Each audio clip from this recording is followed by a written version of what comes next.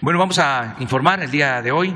Los jueves los estamos dedicando a informar sobre cómo se atiende el problema y lo lamentable que son los asesinatos, cómo se busca que no haya impunidad, que en todos los crímenes se pueda castigar a los responsables, se detenga a los responsables, autores materiales, intelectuales. Y a esto llamamos cero impunidad, el que se sepa de que no se tolera el que se cometan estos ilícitos y que nadie se sienta protegido o con la seguridad de que va a contar con impunidad. Es cero impunidad ante crímenes y delitos. Nos va a informar, como siempre, Ricardo Mejía sobre temas que tienen que ver con periodistas que han sido asesinados, otros casos también, todo lo que se está investigando y se está atendiendo. También vamos a informar sobre los incendios, porque ya está dejando de llover, hay seca y hay incendios y se están atendiendo. Es presentarles un informe de lo que estamos llevando a cabo con el apoyo de Marina y con el apoyo de la Guardia Nacional y de la Secretaría de la Defensa. Y también vamos a informar sobre la decisión que se tomó de que todas las aduanas del país pasaran a ser manejadas, administradas por la Secretaría de Marina y por la Secretaría de Defensa. Las razones por las que se tomó esta decisión y los resultados que ya estamos obteniendo. Consideramos que fue una acertada decisión. La Marina tiene un número determinado de aduanas, más los puertos, y la Secretaría de Defensa también, todas las aduanas del norte del país y también aduanas al interior del país. Entonces, ahora nos va a informar el almirante José Rafael Ojeda Durán sobre el manejo de aduanas marinas. Ese es el programa de hoy, el informe, de modo que comenzamos con Ricardo Mejía, subsecretario de Seguridad. Muy buenos días a todas y a todos. Señor presidente, con su permiso, por instrucciones del presidente y de la secretaria Rosicela Rodríguez, hemos dado seguimiento al plan Cero Impunidad, que comprende acciones de las fuerzas federales, SEDENA, SEMAR, Guardia Nacional, Centro Nacional de Inteligencia, la Secretaría de Seguridad y Protección Ciudadana a través de la CONACE y las fiscalías locales y la Fiscalía General de la República. En primer término, damos cuenta de la detención el pasado 17 de marzo de Leonardo N. Esto fue en Ascensión, Chihuahua, y es parte del caso Bavispe, aquellos hechos lamentables de noviembre de 2019, donde fueron asesinados 9 integrantes de las familias Lamford, Miller y Levarón en Bavispe. Al día de hoy, este grupo interinstitucional, coordinado por la Secretaría de la Defensa Nacional, ha detenido a 29 personas que participaron en estos hechos, ejecutando órdenes de aprehensión o deteniéndolos en flagrancia. Leonardo N., como decíamos, fue detenido en Ascensión, Chihuahua, y está pendiente su vinculación a proceso. Y en el caso de Quintana Roo, con la Fiscalía de Quintana Roo, la Secretaría de la Defensa Nacional, SEMAR, Guardia Nacional y el Centro Nacional de Inteligencia, se desarticuló una célula del cártel Jalisco Nueva Generación, integrada por 10 varones y una femenina, quienes tenían privadas de la libertad a 3 personas ubicadas en el municipio de Benito Juárez, Cancún, Quintana Roo. Esto es muy importante porque esta célula criminal está relacionada con 13 homicidios en Quintana Roo en los últimos meses, y además ellos identificaron cosas que tenían cuerpos precisamente en Quintana Roo. Siguiente, estos son los 11 detenidos. Aquí cabe destacar que todos son de orígenes distintos al estado de Quintana Roo. Y también, continuando con las acciones de cero impunidad en Quintana Roo, en la zona costera de Tulum, entre el 2 y 12 de marzo se detuvo a 28 personas por narcomenudeo en Tulum, Quintana Roo. 25 de ellas fueron vinculadas a proceso penal. Destaca la detención de Francisco M., quien es parte del grupo criminal que participó en los hechos del bar La Malquerida del año pasado, donde fueron privadas de la vida 2 mujeres de nacionalidad extranjera. Ya se había detenido a otros integrantes de esta célula, pero en este operativo fue detenido Francisco M. Y también, continuando con Quintana Roo, en el caso del asesinato del gerente del Club de Playas Mamitas, fue detenido Wilber U., alias El Molusco, quien es autor material de esos hechos. Fue ubicado hace algunos días y es parte también de cero impunidad, porque este fue un evento que tuvo bastante repercusión en la opinión pública. Siguiente, en el caso del Istmo, se presentaron en febrero algunos multihomicidios y ya fueron detenidos autores materiales de estos hechos. Es el caso de José N., alias El Chiquiwini, quien fue detenido por la Fiscalía de Oaxaca en coordinación con la Guardia Nacional. Esta persona se le ubica como autor de 2 multihomicidios, uno primero el 2 de febrero, donde perdieron la vida 3 personas, y otro el 3 de febrero en ese mismo municipio de Juchitán, Oaxaca, donde perdieron la vida otras 3 mujeres. Otro caso también de un evento cometido en Juchitán, Oaxaca, fue el multihomicidio de 4 personas el 6 de febrero, donde fueron asesinadas 2 mujeres, una menor de edad y un masculino, pero ya está detenido Mario Abisaí N., alias El Mecánico, autor material, quien ya fue vinculado a proceso penal. Siguiente, en el caso del periodista Armando Linares de Zitácuaro, que fue asesinado el pasado 15 de marzo, las investigaciones van muy avanzados precisamente para evitar que haya impunidad, de tal suerte que ya se giraron órdenes de aprehensión contra el autor material, Carlos Gerardo Sánchez Mendoza. ¿Por qué decimos el nombre? Porque conforme a la ley de Michoacán, en el proceso de búsqueda facultan para que se pueda identificar rostro y nombre para efecto de poder materializar la detención, y es el caso también de Magdiel Urbina, quien fue también copartícipe, toda vez que este sujeto es quien contrata al taxi que mueve al lugar del evento donde mataron a Armando Linares, a Carlos Gerardo Sánchez. Él es el que contrata el taxi y es donde recogen a Carlos Carlos Gerardo para que cometa el homicidio de Armando Linares, que como ustedes recordarán también hay otro sujeto que horas antes va e identifica el domicilio de Armando Linares. Este es un caso que va avanzando y que es muy importante por tratarse de un compañero periodista. Siguiente. En el caso del homicidio de César Arturo, alcalde de Aguililla, Michoacán, también hay avances muy importantes. La carpeta de investigación ha sido instruida por la Fiscalía de Michoacán, pero por instrucciones del presidente de la República y de la secretaria Rosa Isela Rodríguez, el mismo día se constituyó un grupo interinstitucional con CNI, Sedena y la Coordinación Antisecuestros. Estuvo en el lugar de los hechos, ha estado coadyuvando con la Fiscalía de Michoacán, de tal suerte que al día de hoy se tiene identificada la mecánica del evento, diversos peritajes y ya está por judicializarse en contra del autor intelectual y el autor material. Queremos señalar que este evento fue perpetrado por un grupo criminal que a raíz del programa social de intervención que ordenó el presidente y que coordinó la secretaria Rosa Isela y con posterioridad la recuperación territorial de la Secretaría de la Defensa Nacional de Aguililla, de Cualcomán y de la región de Tierra Caliente, Michoacán, uno de los móviles que es muy sólido es que como el alcalde no fue eficaz para impedir esta presencia, una célula criminal habría tomado como represalia su vida. Bien, aquí fue la recreación del evento donde fue privado de la vida el alcalde. Él circulaba rumbo a su domicilio, venía solo y se le acerca dos sujetos en una motocicleta y con 3 detonaciones le privan de la vida. Comentar que en un cateo que ordenó un juez previa petición de la Fiscalía se ubicó la motocicleta donde fue donde se trasladaron los victimarios del alcalde de Aguililla y todo esto está soportado en peritajes testimoniales y diversos actos de investigación que van a permitir que se judicialice. Siguiente. Este es el caso del Palacio Municipal de Guaymas. Es una investigación de la Fiscalía de Sonora donde, como ustedes recordarán, en noviembre del año pasado fueron privadas de la vida 2 personas. Una de ellas, una joven activista que estaba precisamente en una manifestación con motivo de contra la violencia hacia las mujeres. En esa ocasión, realmente el destinatario de estos ataques era el comisario de la Policía Municipal. Sin embargo, ellos asesinan a otra persona y a esa mujer que fue víctima de estos hechos. Se identificó a los autores materiales. Uno de ellos fue abatido el día de los hechos en el evento y otros 2 que estaban localizados que pertenecen a la misma célula criminal en diferentes hechos fueron privados de la vida también como parte de estas disputas criminales. Pero finalmente el pasado 22 de marzo fue detenido Job Javier N., que participó en los hechos y quien a su vez habría privado de la vida a Iván Alejandro N. Esto es una acción de la Fiscalía de Sonora. Siguiente. Como parte del operativo Cero Impunidad que coordina la Secretaría de Seguridad y Protección Ciudadana a través de la Coordinación Antisecuestros con el apoyo de las distintas fuerzas federales y estatales, se han ejecutado órdenes de aprehensión por homicidio, feminicidio, violencia familiar, violencia sexual, robo con violencia, narcomenudeo y secuestros, entre otros. Este grupo está en Zacatecas y del 25 de noviembre al 15 de marzo siguiente han detenido a 52 generadores de violencia por los delitos señalados, los cuales ya están sometidos a proceso penal. Siguiente. Comentar también que en mismo Zacatecas se logró sentencias por secuestro para 11 personas involucradas en estos eventos delictivos, las cuales fueron condenados a prisión en Zacatecas con penas que van de 50 a 95 años de prisión. Recordar que la penalidad más alta en el país es por el delito de secuestro. Siguiente. También en la misma dinámica de coordinación de la Secretaría de Seguridad a través de la Coordinación Antisecuestros se lleva a cabo el operativo Cero Impunidad en Cajeme, Sonora. Siguiente. Y al día de la fecha se han detenido con orden de aprehensión y a través de cateos y en flagrancia a 94 generadores de violencia. Esto ha incidido de manera positiva en la reducción de homicidios de Cajeme, que es uno de los 50 municipios prioritarios que ha instruido el presidente de la República. Aquí están algunas de las acciones. Por último, comentar que van 44 sentencias por secuestro durante febrero, que es el corte, ya vendrá el corte de marzo, donde destaca el Estado de México con 12, Zacatecas con 8, que son algunos de los casos que mencionamos, Querétaro, Tabasco y así sucesivamente. También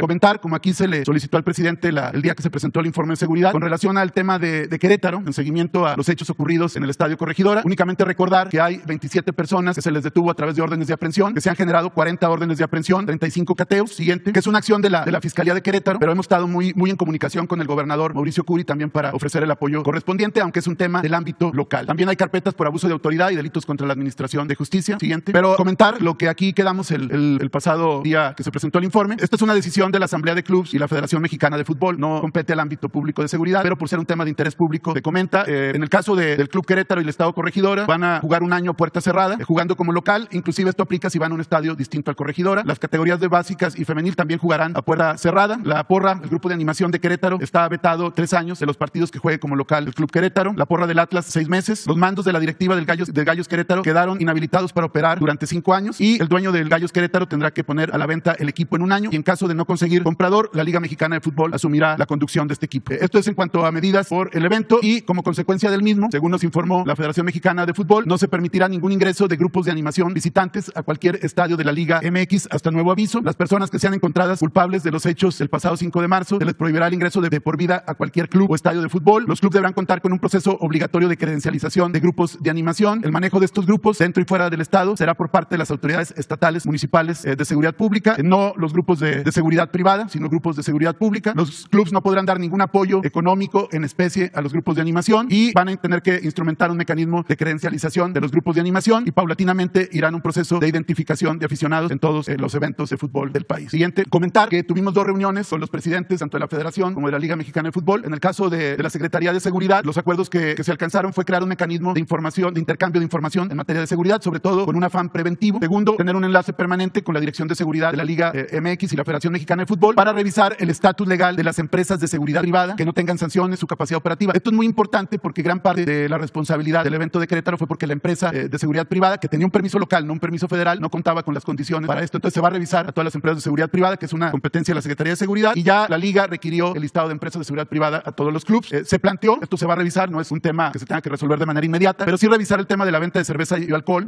los horarios, las limitaciones para el consumo, así como variantes como venta de cerveza sin alcohol, y se va a tener un canal de comunicación abierto para, a través de las mesas estatales de construcción de paz, poder advertir de cualquier riesgo o de cualquier evento que pueda afectar la seguridad pública para que se canalice a la instancia correspondiente. ¿Sería cuánto, presidente?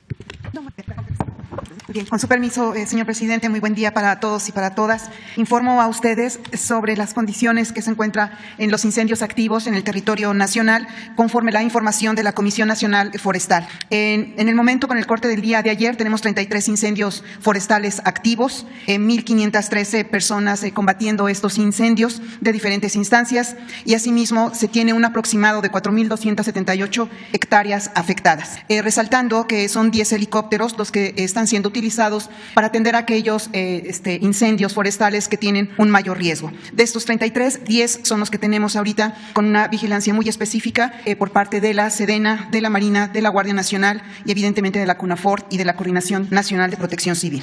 Informo a ustedes, ahorita continuamos con el tema de los incendios, es importante mencionar a ustedes un caso de un deslave, hubo un desprendimiento de una pared de rocas en el cañón del Sumidero, esto en el estado de Chiapas. Gracias a la oportuna participación de la Secretaría de Marina, se pudo realizar el cierre de la navegación turística en el sitio y ayudados por CONAGUA y por la Comisión Nacional de Áreas Naturales, estuvo cerrada esta área para determinar si había un riesgo.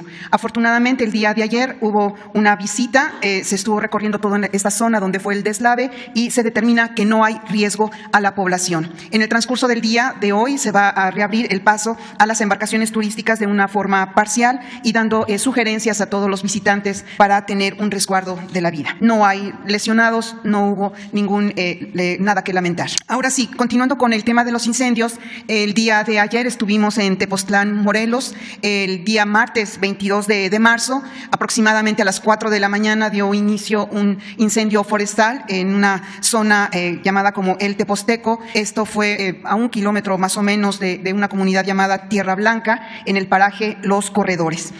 12 horas después, a las 4 de la tarde, nos comunicaron del inicio de este incendio forestal. Inmediatamente nos abocamos a coordinarnos con la Sedena, con la Guardia Nacional y siempre pues con la conducción afortunada de la CONAFOR a cargo del licenciado Luis Meneses y de todo su equipo extraordinario. Se pudo coordinar una atención muy importante que tuvimos el día de ayer. A primera hora estuvimos ahí en el Teposteco, todas las instancias nos reunimos y de una manera coordinada y delegando las responsabilidades a cada dependencia se lograron muy importantes avances. Informo a ustedes que 541 brigadistas, técnicos y también de gente especializada, incluyendo a la Fuerza Aérea Mexicana, todos estuvimos ahí de manera coordinando, trabajando. 541 personas en Tepoztlán, de los cuales quisiera resaltar fueron integrados por la Sedena con 74 elementos, de la Guardia Nacional 65, de la CONAFOR 39 y 80 voluntarios acreditados por la Coordinación Nacional de Protección Civil, a quien quiero reconocer su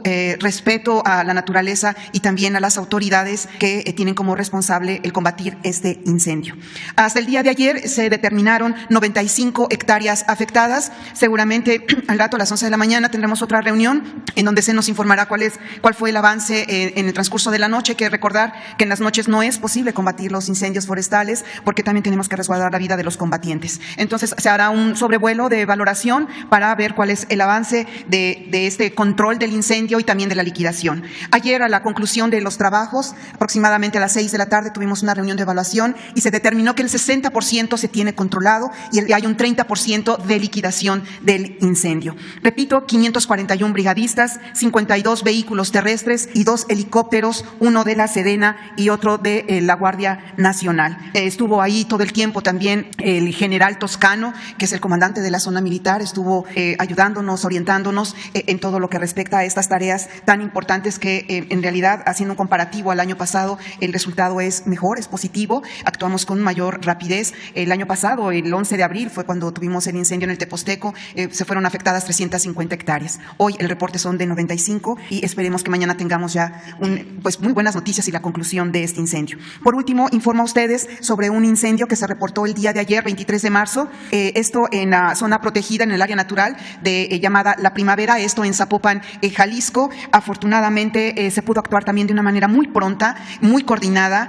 Se utilizaron 6 helicópteros, 300 combatientes, evidentemente la Sedena, la Guardia Nacional, CONAFOR y la Coordinación Nacional de Protección Civil. Y perdón, no dejar afuera a las autoridades de protección civil y en general de los estados y de los municipios con quien trabajamos de la mano. Somos los 3 órdenes de gobierno con un diálogo permanente y en la toma de decisiones conjuntas, tanto en Tepoztlán, en Zapopan y en todos los trabajos que nos encomienda el señor presidente. El día de ayer a las 13:23 inicia este incendio en Zapopan, en el Bosque La Primavera. A las 17:30 se da el conocimiento de que hay una alerta muy importante atmosférica y aproximadamente a las 11 de la noche ya se reportó el 100% del control del incendio. En el transcurso del día se va a determinar el avance de la liquidación del mismo. Eso sería todo. Muchas gracias. Con permiso, presidente.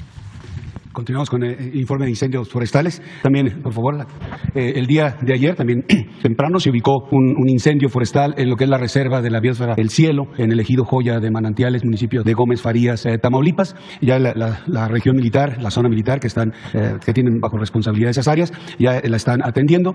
A partir de hoy estará un helicóptero MI-17 de la Fuerza Aérea Mexicana con el IVALDE para coadyuvar en el combate a este incendio.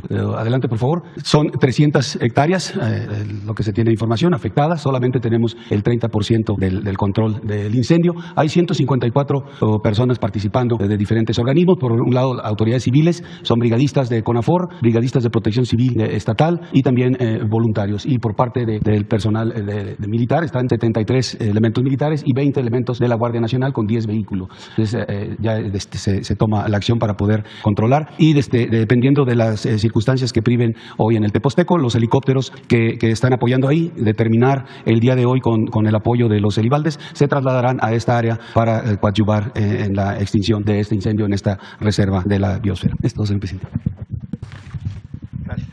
Muy buenos días, con permiso, señor presidente. Vamos a informar sobre las aduanas marítimas. Esta es la agenda, los antecedentes, el despliegue, la capacitación, todo lo que se ha hecho para llevar a cabo esto. La que sigue, por favor. Nosotros tenemos ya un acuerdo de colaboración con el SAT desde el 2008, donde se tenían todos estos considerandos, y el último firmado ya del 19 al 24, también con el SAT, pero ya se está haciendo el nuevo con las aduanas. La que sigue, por favor. Tenemos desde octubre del 2020 17 aduanas marítimas y 2 aduanas interiores, que son aquí en el aeropuerto de la Ciudad de México y en Pantaco. 217 elementos navales, 1,988 personal civil, en total 2,205. La prospectiva es que para el 2023 elementos de Marina sean 581. La que sigue, por favor.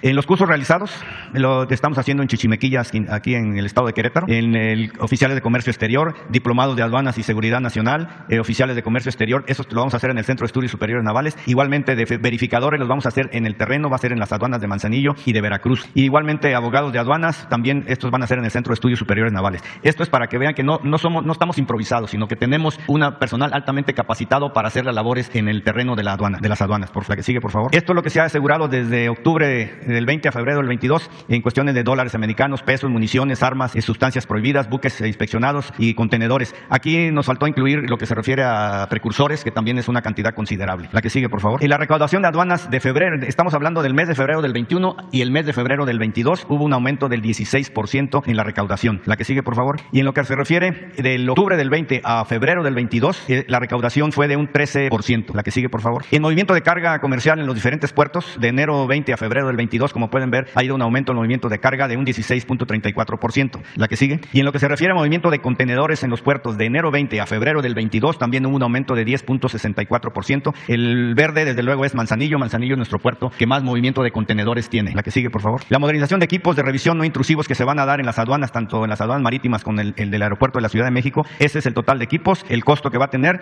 y esto se va a comprar a través de la Agencia Nacional de Aduanas de México. La que sigue, por favor. Y la perspectiva es esa, desde luego, seguir capacitando a todo nuestro personal, el relevo paulatino de puestos claves hasta noviembre del 23, mantener el incremento de recaudación e incluso aumentarlo, equipar las aduanas con tecnología de punta y desde luego certidumbre al comercio exterior, haciéndolo más seguro y eficiente. La que sigue, por favor. Ahora nos pasamos al aeropuerto de la Ciudad de México, que entramos ahí con fecha 21 de febrero de este año. Aquí déjenme hacerle una breve historia. Para llegar a esto, 6 meses antes se nos indicó que íbamos a entrar al aeropuerto de la Ciudad de México. El personal, estamos hablando de más o menos 1.500, 1.700 elementos los que hay ahí. Todo el personal fue capacitado y acreditado por personal del aeropuerto. No es que lleguemos, allá hemos llegado el día 21 de febrero, definitivamente no. Se les dio un uniforme para caracterizarlos. Todo el personal que está ahí tiene capacitación. No son improvisados ni nada por el estilo. Y los resultados se están dando. En las áreas ambulatorias, las maletas inspeccionadas en las bandas 283, ahí mismo apoyo de aproximación a la población, se han dado 88 apoyos a otras dependencias. En plataformas también tenemos esas inspecciones a aeronaves, a otras dependencias, recorridos en plataformas también. La fuerza de reacción inmediata es la que da seguridad tanto en el interior como en el exterior. Se han dado patrullajes de disuasión recorridos 164 y otros apoyos 9. En total tenemos 2.808 acciones y apoyos que se están dando del 21 de febrero a la fecha. La que sigue. En lo que se refiere a migración, este es el número de elementos, 1.624 migrantes que han sido detenidos ahí para su retorno a sus diferentes países. Los repatriados han sido 167 a la fecha. La que sigue, por favor. En lo que se refiere a robos de maletas, a partir del 21 de febrero que llegamos, ha habido un solo robo nada más de maletas. No son, como pueden ver a través de la otra gráfica, no es un número escandaloso, pero de 7, 6, 4, la bajamos a 1 nada más. La que sigue, por favor. Y estos son puntos o temas que quiero presentarles que son atención a la ciudadanía. De a partir del 22 de febrero, por ejemplo, el primer caso, que un ciudadano, si pueden correr el video, por favor, olvida su maleta ya en la salida. Ahí se ve cómo quedó la maleta sola. Personal de Marina va, la recoge y la inspecciona a ver de quién es. Se le habla a la persona y se le entrega la maleta. Incluso esta persona, a través de un tuit, agradeció ese detalle, ¿no? La que sigue, por favor. Este es otro caso de una ciudadana que olvida un celular en la farmacia Benavides, ahí dentro del aeropuerto. Lo deja ahí en el aparador y pues una ciudadana que iba atrás se lo lleva. La ciudadana afectada va al centro de atención donde hay personal del aeropuerto, personal civil y personal de Marina, y se ve la manera de localizar, porque las cámaras, eso es una cuestión que para que todo el personal sepa que todo el aeropuerto está vigilado. Se ve cómo en la farmacia Benavides la señora deja su celular ahí en el aparador y cómo la otra señora lo toma y se va. Inmediatamente se habla al centro de monitoreo donde están todas las cámaras, donde hay personal civil y personal de la Secretaría de Marina, y logran localizar a la señora, van por ella, ahí ven al personal de la Secretaría de Marina, es que está aquí, y se le instruye a la señora que por favor entregue el celular, a pesar de que ella dice que no lo tiene, se le muestra el video y pues lo tiene que entregar. No hubo denuncia. La que sigue, por favor. Este es otro caso de una señora que olvida una mochila en el lugar donde estaba. Se pensó que a lo mejor era un explosivo, se le pasa la revisión de explosivos y no resultó que era explosivo, sino que era dinero, esa cantidad. Se logra detectar de quién era, la señora ya había tomado su vuelo, se le localiza en la ciudad donde fue, se le habla, regresa y se le entrega su dinero. La que sigue, por favor. Igualmente, esta es una persona que está sobre las bandas, ya ven que va uno a pasar y tiene uno que dejar las cosas en una cajita. Esta persona deja 2 anillos y un arete, se va, pero el de atrás pues ve el arete, los anillos y el arete y se lo echa a la bolsa. Igualmente va al centro de atención, a través de ese monitoreo de cámaras se logra localizar a la persona y se le instruye a que por favor entregue lo que se había llevado. La que sigue, por favor. Igualmente eso, olvida una mochila en el tren de interconexión, va al centro de atención, se le instruye para que vean las cámaras y logramos localizar a la señora que dejó la maleta y la otra señora que se lo había llevado. Se juntan a las dos y se le pide por favor que se haga la entrega. Tampoco hubo alguna, denuncia. La que sigue, por favor. Igualmente un extravío una cartera, un señor estaba sentado ahí en su asiento, se va, se le cae la cartera y se logra ver en las cámaras como una señora agarra la cartera, saca el dinero y vuelve a dejar la cartera ahí. Va él al centro de atención a ver si se le puede apoyar. A través de las cámaras se localiza todo esto, se localiza a la señora, van con la señora y le dice, señora, ¿entregue usted el dinero? No, pero yo no agarré nada, mire usted, y entonces tiene que entregar el dinero. Tampoco hubo denuncia. La que sigue, por favor. Y este también es una persona que en las bandas sustrae un videojuego, se lo lleva a su carro y lo mete. La persona afectada va a hacer su denuncia y se logra a través de las cámaras ver que esta persona se había llevado al carro y van a hacer lo mismo y pues tiene que entregar lo que había tomado que no era de él. La que sigue, tampoco hubo denuncia. Y esta creo que es la última. Y lo que pueden ver fue desde el 21 de marzo y ahorita, por ejemplo, esta fue el 23, del 21 de febrero, perdón, cuando entramos 22 de febrero y esta es el 23 de marzo. Esta también es un pasajero, aquí lo pueden ver, miren cómo agarra, se lleva una laptop y sale, se le localiza, se le dice, pues, por favor entregue, y él dice que no tiene nada, entonces le vuelve a enseñar, miren, para que vea que usted lo tiene, entréguela, y no hubo denuncia tampoco. Pero eso es para que un mensaje a la ciudadanía, que vean que en primer lugar se le está atendiendo a todo el que vaya y haga su denuncia, y la otra es que en el aeropuerto tenemos control y vigilancia de todo esto. Y quiero agradecer, si me lo permite, señor presidente, para una felicitación al personal que trabaja en el centro de monitoreo. La gran mayoría son jóvenes civiles que están bien capacitados y están apoyados por personal de la Secretaría de Marina, y la verdad que es un ambiente muy productivo, están muy motivados. Muchas gracias. Bueno, abrimos las 3 que están y los 2. Y luego, nada más que no hayan hablado ayer o antier o preguntado. Ustedes 2, 3. Pero vamos a empezar. Los 5 que están aquí. Gracias, presidente. Muy buenos días. Janet Galindo de La Chispa, de Tabasco, Quintana Roo, Campeche, Yucatán. El día de ayer, el INE emitió la validación de la lista nominal. Esto con respecto para la consulta que se va a realizar para el 10 de abril. ¿Cuál es su postura de usted al ver que este instituto ha puesto varias frenos y no ha permitido que esta consulta se lleve a cabo o no ha dado la información correcta? No sé, ¿qué es lo que usted opinaría? Bueno, yo he hablado de eso.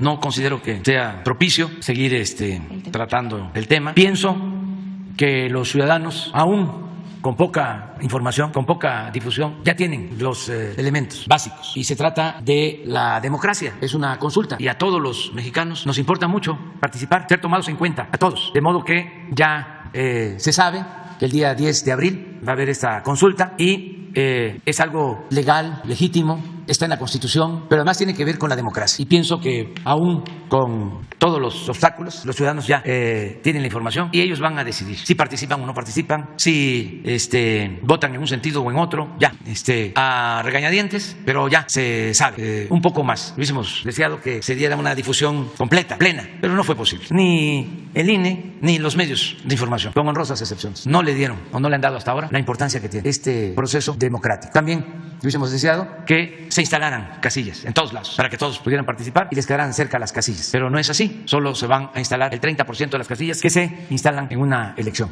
para elegir a representantes. De todas maneras, vamos adelante y es algo inédito porque es un paso adelante en la democracia participativa. Eso es lo que puedo comentar. Independientemente, usted siempre va a confiar en la institución. Yo voy a participar, sí, como ciudadano, el domingo 10 de abril. Gracias, presidente. Y con respecto al tema, ¿cómo se está planeando proteger también las áreas naturales de lo que es el sureste, Campeche, Yucatán, Quintana Roo, para evitar que también en esta temporada se sigan propagando incendios? Estamos atendiendo todo el país, interviniendo para apagar incendios. Afortunadamente no hay todavía, y esperemos que así continúe, muchos incendios en el sureste, porque llovió hasta hace poco en el sureste. Tenemos más incendios en el centro y en el norte del país, pero estamos pendientes y estamos trabajando de manera coordinada, todos, para que no se afecten zonas boscosas y áreas naturales protegidas. Estamos en eso. Muchas gracias a voluntarios de las comunidades que apoyan, a las autoridades municipales, autoridades estatales y desde luego la Guardia Nacional, la Secretaría de Marina, la Secretaría de Defensa. Agradecerle a los oficiales, a los soldados, porque pues son los primeros en llegar.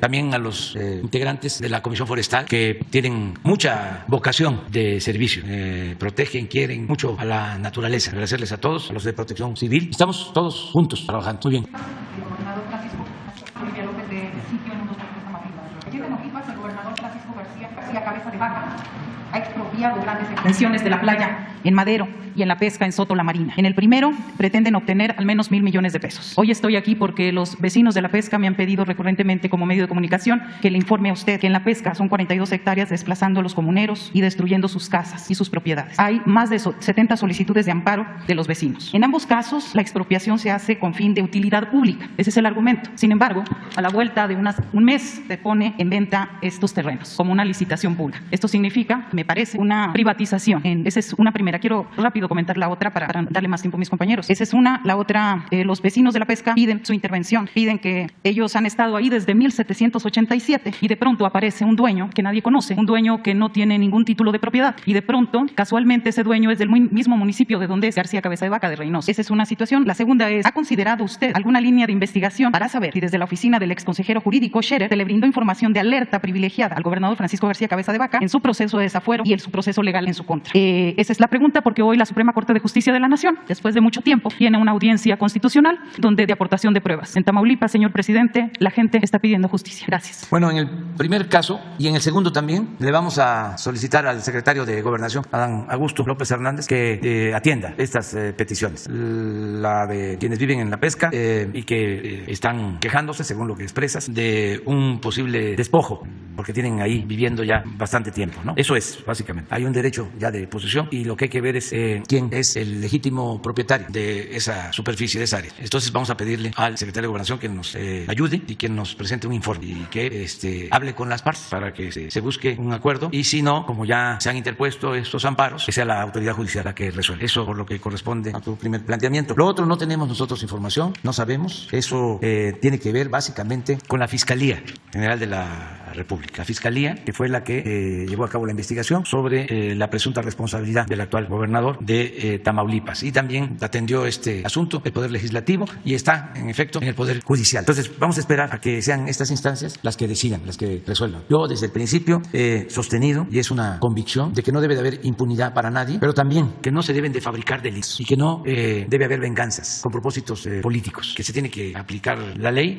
de manera imparcial, que tienen que ser los que impartan justicia verdaderos jueces, y que no debe haber nada al margen de la ley ni nadie por encima de la ley, y eso lo estamos cumpliendo. Puedo garantizar de que hay un auténtico Estado de Derecho, que no había. Lo que había era un Estado de chueco, un Estado de cohecho, y lo que existía era un poder casi absoluto, omnímodo, del presidente de la República, que era el que dominaba en todos los poderes. Era el poder de los poderes, el Ejecutivo. Eso ya no. Ahora hay independencia y hay autonomía, y yo no doy línea ni recomiendo que se afecte a nadie o que se proteja a nadie.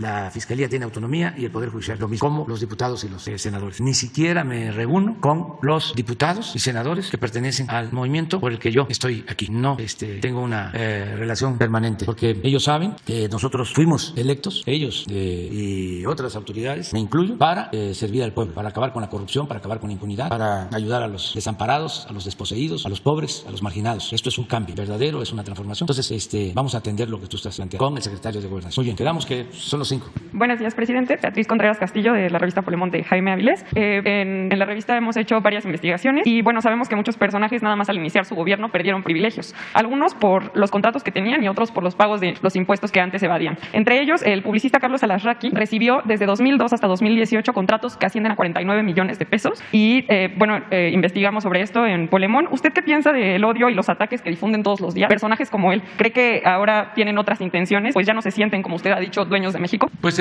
ya hemos hablado bastante de esto.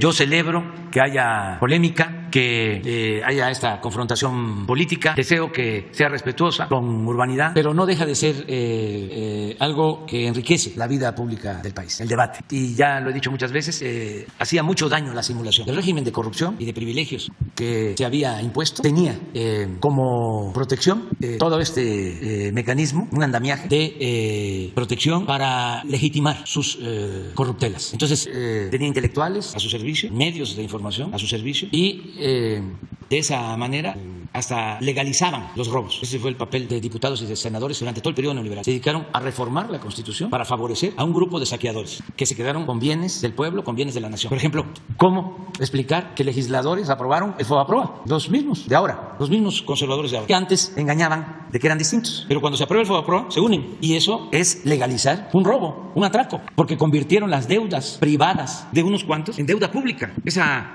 operación, pues, fue a todas luces un atraco a los mexicanos. Y los medios de información guardaron silencio o aplaudieron esa decisión. Entonces, ahora, pues ya no es lo mismo. Y esto ha llevado a los hechos un debate muy bueno de eso que estás planteando, porque maiciaban a todos. Era el porfiriato. Por eso cuando dicen neoliberalismo, nosotros sostenemos que es neoporfirismo. En la época de Porfirio Díaz, entre otras cosas, porque ahí se creó el régimen autoritario, ahí se consolidó un régimen autoritario tan arraigado. Era, en palabras de Vargas Llosa, aunque ya lo había dicho antes, el escritor de México bárbaro, Kurt Turner, la dictadura perfecta, esa la creó Porfirio. Y era tan perfecta que no pudo, y tan profundo el régimen autoritario, que no pudo la revolución, que vaya, que fue profunda, no pudo arrancar de raíz ese régimen. Se mantuvieron las mismas prácticas en lo político, sobre todo. Entonces, ahora ya es distinto.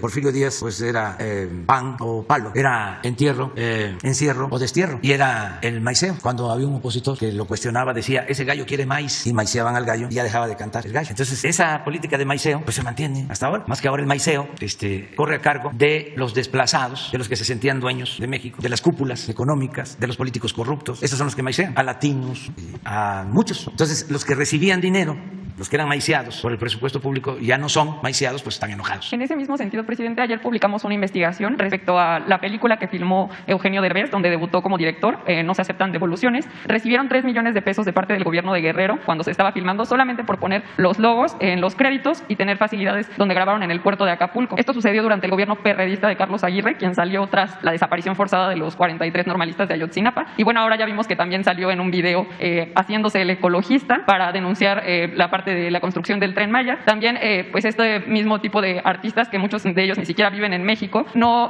dijeron nada cuando también se empezó la construcción de un embarcadero por parte del Grupo Xcaret de Playa del Carmen a Cozumel. ¿Y qué piensa de este tipo de conductas de los artistas que también recibían dinero en el antiguo régimen y que ahora están golpeteando los proyectos que buscan llevar progreso al sureste de nuestro país? Pues es que es parte de lo mismo. O sea, existe también la deshonestidad en artistas, en científicos, en intelectuales, y es pues normal. A estos famosos o les pagaron o lo hacen por convicción, porque les molesta mucho lo que está sucediendo en el país. Son adversarios nuestros y algunos muy desinformados. Uno que claramente, yo creo que todos estaban leyendo. Me recordaba a algunos políticos de antes. Una vez me tocó ver a un presidente leyendo un teleprompter. Entonces, para la gente, ¿no?, que no conoce sobre estos trucos, son unos aparatitos que ponen así con unas pantallas transparentes. No se ven. Entonces está uno así, está uno leyendo. Esto pasa también en los conductores de televisión. Entonces piensa uno, como lo están enfocando, que están improvisando. No, están leyendo. Entonces así a estos famosos los pusieron a leer. ¿Quién sabe quién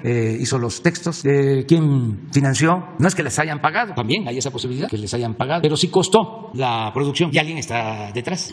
Claudia X González, los mismos que se sienten afectados de la Riviera Maya, que han destruido el medio ambiente, y otros más que están en contra de nosotros. Entonces, algunos estaban ahí leyendo y muy claramente a uno lo ponen a leer, a decir que yo debería de conocer el país.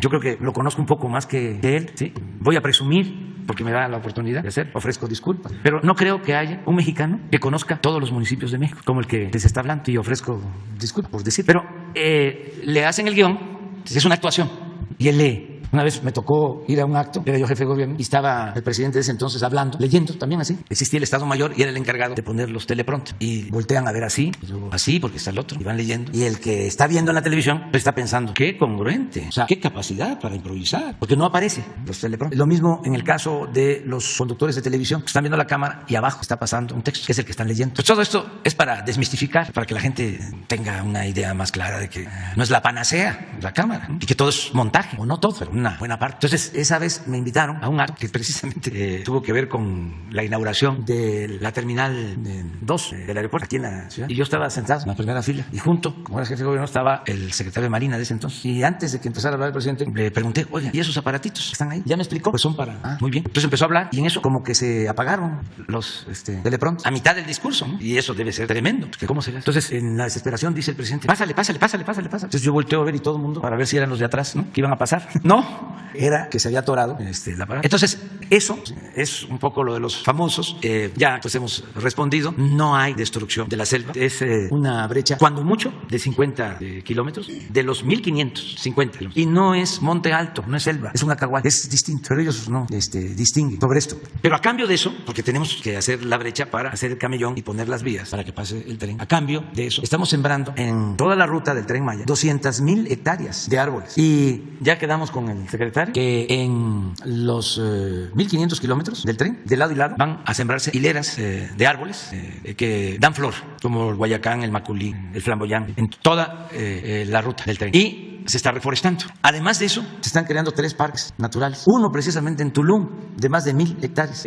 La Secretaría de Marina tenía un aeropuerto en Tulum de alrededor de 200 hectáreas. Junto a ese predio hay 3 más propiedad del gobierno del estado. Se hizo un avalúo de los 3 predios y la federación le compró los terrenos al gobierno del estado y se une con las 200 hectáreas del aeropuerto de Marina y se compactan 1,000 hectáreas. Se va a hacer un parque del jaguar, se va a reforestar completo. Cerca de ahí, en 2,200 hectáreas que se adquirieron, que también tienen una historia porque las habían rematado y las recuperamos, 2,200 hectáreas. Cerca de Uxmal se va a crear el nuevo Uxmal, también se va a reforestar, se va a bardear todo, ¿sí?, para la conservación del medio ambiente. Esto a cargo de la Secretaría de la Defensa. Y se va a ampliar la Reserva Natural de Calakmul con alrededor de 10,000 hectáreas, la Reserva Natural de Calakmul. Entonces, esto para información de los que de verdad se preocupan por el medio ambiente. estas personas, no quiero ser estricto, no quiero ser radical, no quiero ofenderlos tampoco, pero no siento que tengan vocación verdaderamente ecologista. Es más por dinero, porque están en contra de nosotros y voluntariamente quieren participar porque tienen un pensamiento conservador, les molesta lo nuestro. Y también por fama, porque yo recuerdo que un artista muy renombrado llegaba al Mar de Cortés para defender que no se extinguiera la vaquita marina, pero llegaban en yates. Se debe de saber que los medios de transporte que más contaminan son los barcos. Nada más que ahora sí, los pobres tiburones, las especies marinas, pues no protestan, tenemos que cuidar, pero los barcos consumen muchísimo combustible, pero da fama. Además, algunos de estos famosos simulaban ser progresistas, porque pues también ser de derecha es ser retrógrada, o sea, aunque algunos sí se asumen, como decían antes los líderes charros, soy charro y qué, pero siempre es mejor, ¿no?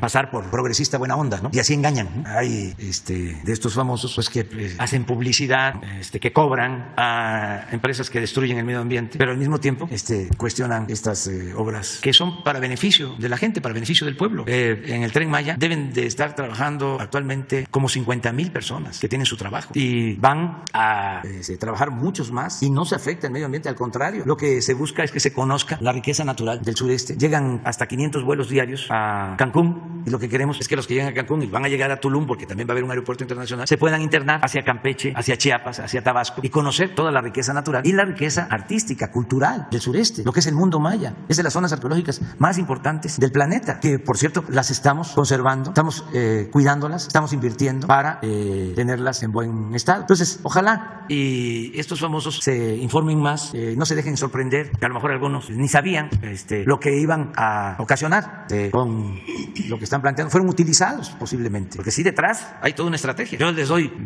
2 tips para no hablar más. Ayer comenté del lago de Texcoco, ¿no? De que nunca dijeron nada cuando iban a destruir el lago de Texcoco, que ya ahora es reserva natural protegida. Hablé también de las minas. Nunca protestaron por las minas. Acabaron con el Cerro de San Pedro. La minera San Javier, una minera canadiense en San Luis Potosí. El Cerro de San Pedro era el símbolo de San Luis Potosí. Está en el escudo de San Luis Potosí y lo destruyeron por completo. Y a lo mejor ellos pues, no se enteraron. Pero yo creo que sí se enteraron de que en el periodo neoliberal se concesionaron 120 millones de hectáreas para la explotación minera, el 60% del territorio nacional. Y que en el tiempo que llevamos nosotros en el gobierno no hemos dado una sola concesión y no hemos permitido el maíz transgénico, ni hemos permitido el uso del fracking para la explotación energética. Entonces sí somos distintos, pero les voy a dar 2 ejemplos de allá, de la península. Ya no hablemos de los hoteles que se construyeron y de lo que significó también afectaciones al medio ambiente para esta zona turística, que tiene también una justificación porque vive mucha gente del turismo en los momentos más difíciles de nuestro país, cuando el neoliberalismo estaba causando más daño y destrucción, que no había trabajo. Mucha gente se fue a buscarse la vida allá en el turismo. Por eso debemos de tener mucha gratitud a Quintana Roo, porque allá se le dio trabajo, albergue a muchos mexicanos que fueron a trabajar honradamente. Bueno, pero allá mismo estaba esta empresa Calica, que es un banco de material. No tienen ahí en Playa del Carmen, les dieron permiso para extraer material grava que en barcos se llevaban a Estados Unidos para hacer caminos, carreteras en Estados Unidos. Y ahorita van a ver cómo dejaron destruido. Entonces, ¿qué pasó? Miren, estos son predios. Ahí, todo esto está escarbado. Banco de construcción. Aquí está el Caribe. Y no hubo queja. El permiso lo dieron unos días antes de que terminara Cedillo, de presidente. En noviembre del 2000 dieron el permiso para escarbar. Y aquí, este es el puerto. Aquí se acumulaba el material. Y de aquí a Estados Unidos. Estamos ahora buscando un arreglo para que estos terrenos, que son 2,000 hectáreas, sean utilizados para el turismo. Que esto se pueda restaurar. Son como albercas. Y estamos convenciendo a la empresa. Y ya hablé con el dueño de la empresa estadounidense para garantizarles que les vamos a dar permisos con la densidad permitida, protegiendo el medio ambiente, porque aquí hay zonas también hay vegetación, hay monte alto, y que les vamos a dar facilidades para que este puerto se convierta en un puerto de cruceros, porque tiene el calado suficiente. Y no hay un puerto de crucero en esta zona, está enfrente, que es la isla de Cozumel. Esto nos está ayudando aquí el almirante, que es especialista. Pero pues ni una sola denuncia sobre esto. Y hay otra empresa turística, porque dicen que el tren que va a pasar por acá va a pasar por cenotes, por ríos submarinos. Todo eso está garantizado, su protección se va a proteger. Pero a ellos que les preocupan los cenotes, les informo de que en la administración pasada dieron permiso muy cerca de aquí, pero por Valladolid, para unir cenotes abajo, ríos submarinos, y convertirlos en un centro de recreación como Xcaret, pues para que me entiendan. Y a lo mejor ellos ni saben esto, o si lo supieron, se quedaron callados, porque no éramos nosotros. Entonces, entender de que somos responsables, de que cuidamos el medio ambiente. Yo soy de pueblo, me crié en el campo, sé lo que son los árboles, amo los árboles, aprendí a proteger la flora, la fauna. No somos destructores, o sea, que no nos confundan. Y el Tren Maya va a ser algo muy bueno para el sureste, que había estado totalmente abandonado. Lo único que creció en el periodo neoliberal fue Cancún de la Ribera Maya hasta el sur de Quintana Roo se quedó en la marginación. Creció el norte de Quintana Roo, Cancún. Y desde luego no creció Yucatán, no creció Campeche, no creció Tabasco, no creció Chiapas, no creció Oaxaca, no creció Veracruz. ¿Cuántos veracruzanos? Más de 1 millón se tuvieron que ir de Veracruz a buscarse la vida a las ciudades fronterizas durante el periodo neoliberal. Y del otro lado de la frontera, estados que son como repúblicas, que tienen de todo, con mucho potencial económico, pero no había oportunidades, no se invertía, se dedicaban a sacarle al sureste todas las riquezas. Imagínense cuántos años, cuántas décadas el presupuesto nacional se integraba con los ingresos del petróleo. Los ingresos del petróleo llegaron a significar el 40% del presupuesto nacional. ¿Y de dónde salía ese petróleo? De Campeche, de Tabasco, de Chiapas. ¿Y cuánto se les devolvía? Nada, nada. Entonces, nosotros queremos un México de igualdad, que haya crecimiento en el norte, que haya crecimiento en el centro y que haya crecimiento en el sur. Parejo, no islas de crecimiento rodeadas de abandono y de pobreza. Es un desarrollo horizontal para todos y eso es lo que estamos logrando. El que pues haya trabajo, haya oportunidades y cuidando el medio ambiente, desarrollo sustentable, que es lo que se busca. Pero eso es lo que está pasando. Y no enojarnos, argumentar, debatir. Además, hay mucho ingenio también. Ve uno las redes sociales y así como hay cuestionamientos en contra nuestra o de lo que estamos haciendo, hay también muchos argumentos a favor y eso es bueno. Es una sociedad democrática con pluralidad. Muy bien, adelante. Buenos días, miembros del gabinete. Eduardo Esquivel Ancona, SDP Noticias. Señor presidente, yo le quiero preguntar ¿qué opinión le merece las críticas que han vertido gentes como Claudia X González, Sergio Sarmiento, Ramsés Peche, entre otros, al subsidio que se está dando ahorita a las gasolinas, a los combustibles? Y esto me llama mucho la atención porque ellos dicen que no se había hecho eso antes, pero sí en SDP y en Econósfera estuvimos analizando estos subsidios y vimos que en el sexenio de Felipe Calderón Hinojosa, el expresidente, se dieron estímulos, se dieron subsidios a las gasolinas casi por $1 billón.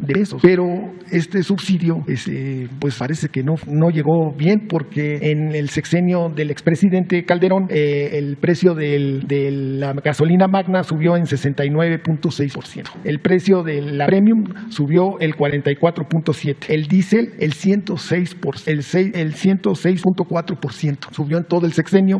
En lo que estuvimos viendo también en ese sexenio, que si no se hubiera dado este subsidio a las gasolinas, se le hubiera disparado la inflación en ese sexenio, porque ya como usted lo ha explicado, pues viene un encadenamiento y este subsidio pues no es cierto que solo le sirve a los ricos, a los que tienen coche, a los que tienen automóvil, les sirve, las mercancías se transportan, entonces suben los costos y sube la gasolina. Nosotros tenemos que transportarnos en el transporte público y entonces al transporte público también si sube la gasolina pues sube el precio del transporte público.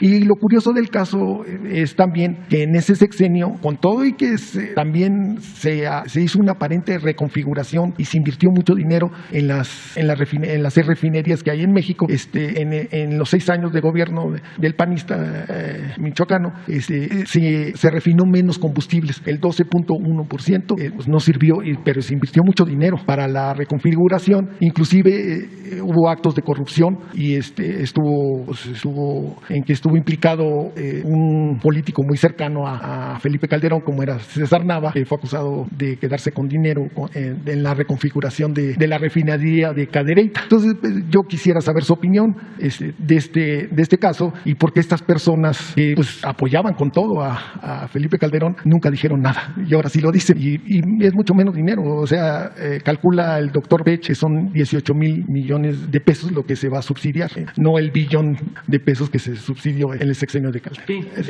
hemos nosotros optado por rescatar la industria petrolera, que la querían desaparecer, desgraciadamente avanzar, porque acabaron con la petroquímica, no dejaron nada. Teníamos una industria petroquímica muy consolidada, era de las mejores industrias petroquímicas del mundo y en el periodo neoliberal se acabó. Iban por las refinerías, las estaban convirtiendo en chatarra y apostaron a comprar los combustibles, a vender petróleo crudo y a comprar las gasolinas. Esa era la política. Por eso no hicieron en más de 30 años una nueva refinería. Es cosa de ver cuántas hicieron en 30 años en Estados Unidos o en el mundo. En todos lados se hicieron refinerías. Aquí no se hizo una sola. En ese tiempo crearon Pemex Internacional, una institución no transparente. No se sabía cuánto vendían de crudo, cuánto compraban de combustibles, a qué precio. Entonces, ya habían empezado incluso a vender plantas al interior de las refinerías. Vendieron 2 plantas en las 6 refinerías, que ahora estamos buscando comprarlas, recuperarlas. ¿Cómo compramos las acciones de Deer Park? Y esa refinería ya es de México. Pues gracias a eso y a lo que se ha invertido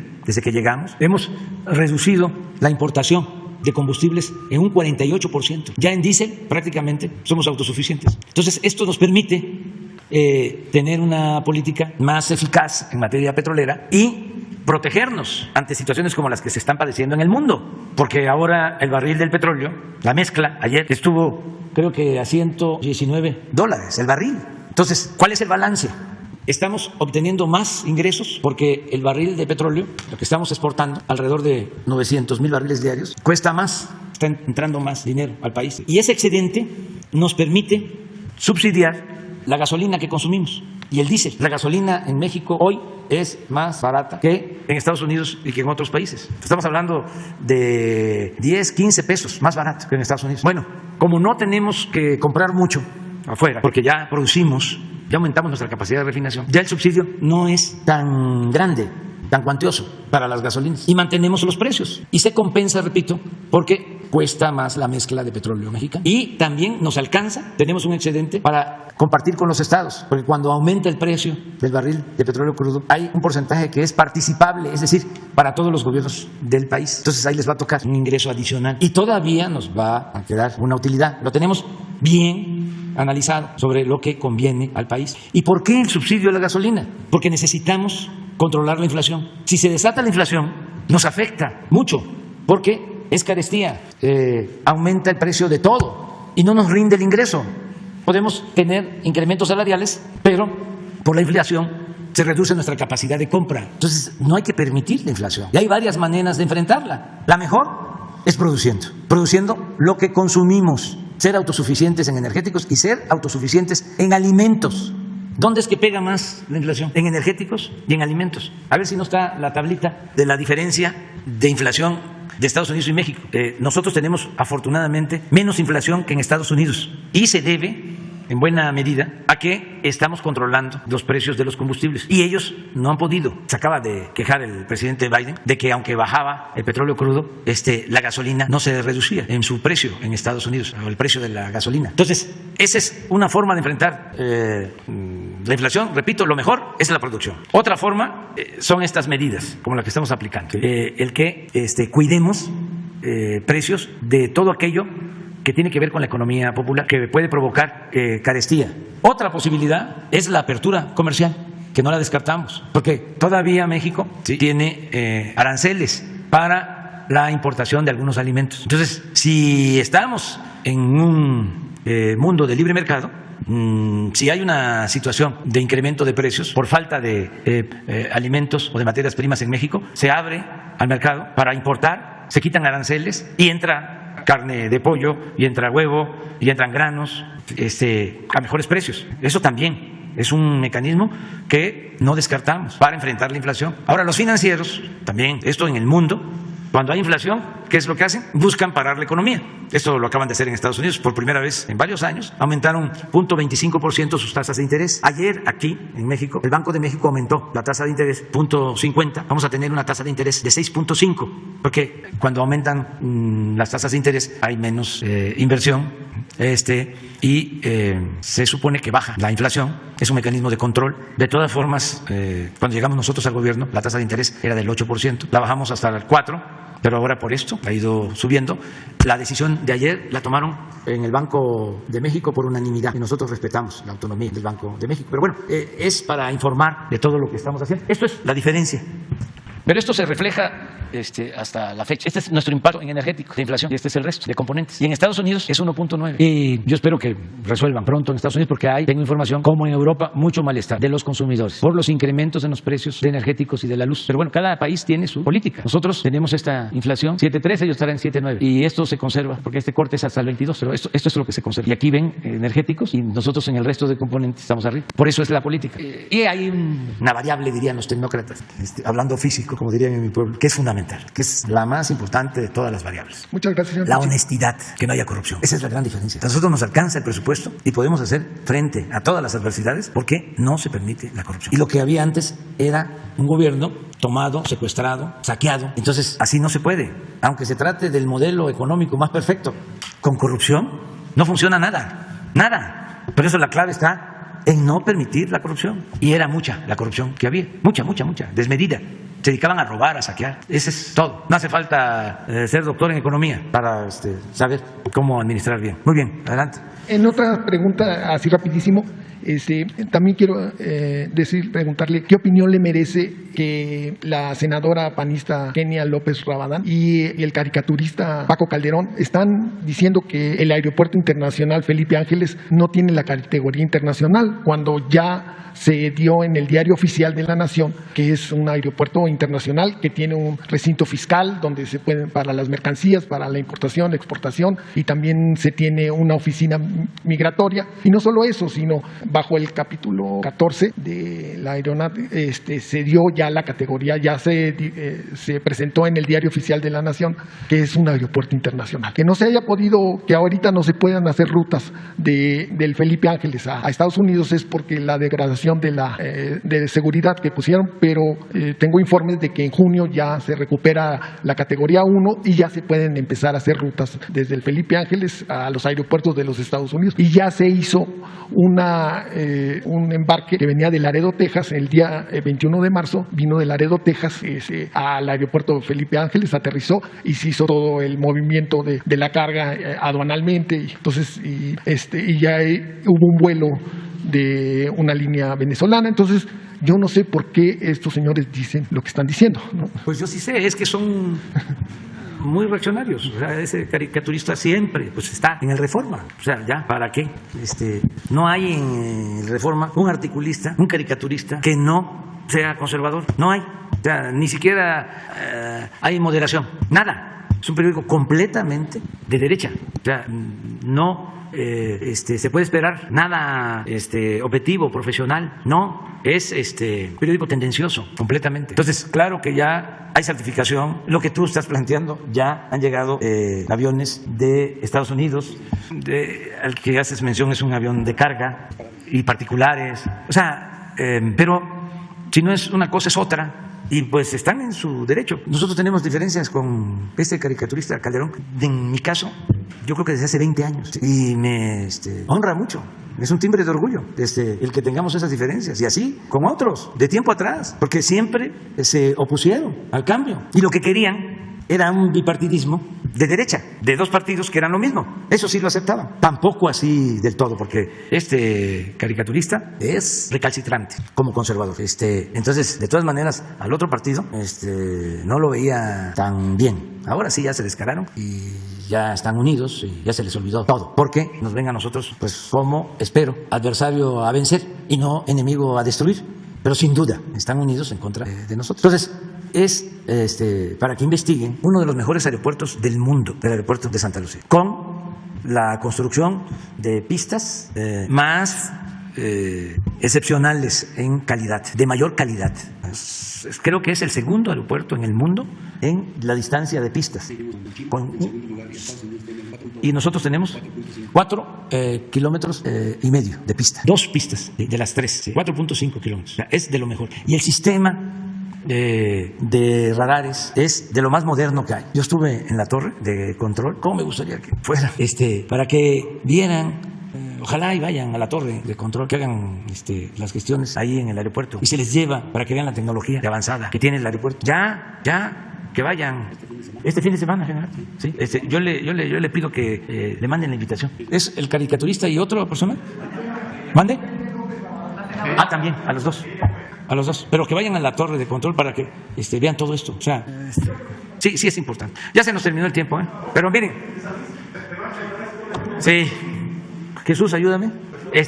Vamos a llegar a un acuerdo. Quedan apuntados. Es que tenemos cosas que hacer. Hoy salimos a Acapulco, a la Convención Nacional Bancaria. Mañana la conferencia, si se quedan, no va a ser muy lejos, la vamos a llevar a cabo en Cuernavaca. Allá podemos escucharles y tienen preferencia para que sean los primeros en preguntar, si les parece. ¿Mañana? Ah, sí, ese es el problema. O sea, sí, quedamos en eso. Lunes o martes, la semana que viene. Tú tienes prioridad cuando regreses, ¿de acuerdo? Sí, porque es que ya se nos terminó el tiempo. Ya. Adiós.